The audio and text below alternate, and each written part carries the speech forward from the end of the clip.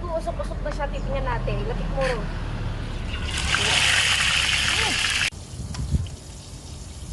Ay, lapit mo na makita nila.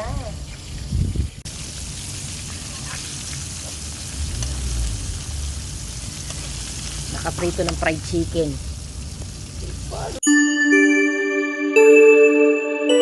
Hello guys, at dahil nauuso ang pagpiprito sa gitna at sa ilalim ng araw, tatry natin kung magpiprito tayo fried chicken sa labas.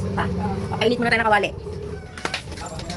Pero Taiwan muna natin to. Hindi na tayo gagawin.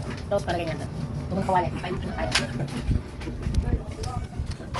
Papainit muna tayo ng kawali. Itong kawali gagamitin natin yung aking kawali pang malakas yung maraming kagdaanan. Maraming kagdaanan ito. Siyempre, hindi tayo papainit na. Ito walang... Ito tayo. Dito tayo guys sa opsimento yan. Dito tayo papainit. Yan. Mga 1 to 2 hours. Yan. Mga 1 to 2 hours guys. Antayin natin kung legit ba. The moment of truth. Ayan guys. Walang ano yan.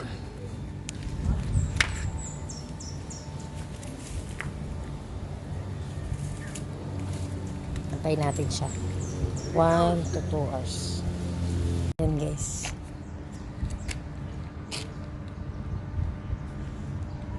Init.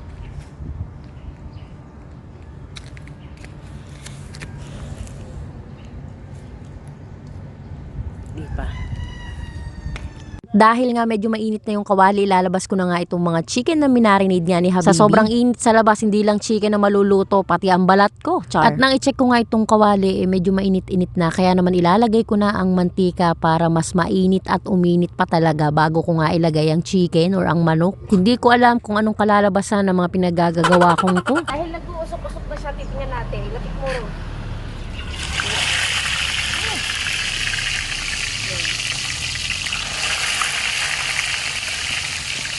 Ayos to guys.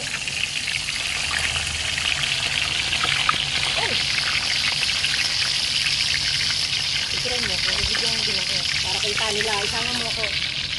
Yan. Kita nyo guys, the moment of truth.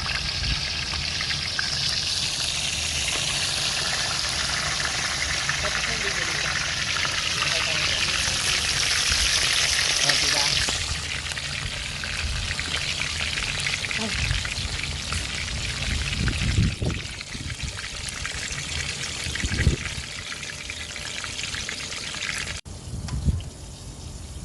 Ay, lapit mo na makita nila.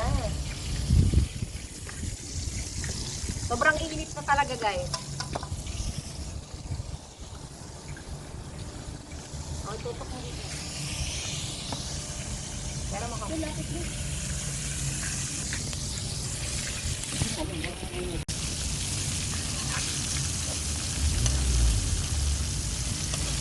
Nakaprito ng fried chicken. Paano yung ano bag doon? Nagtatago sila sobrang O, mga takot sa init. Oh, di ba?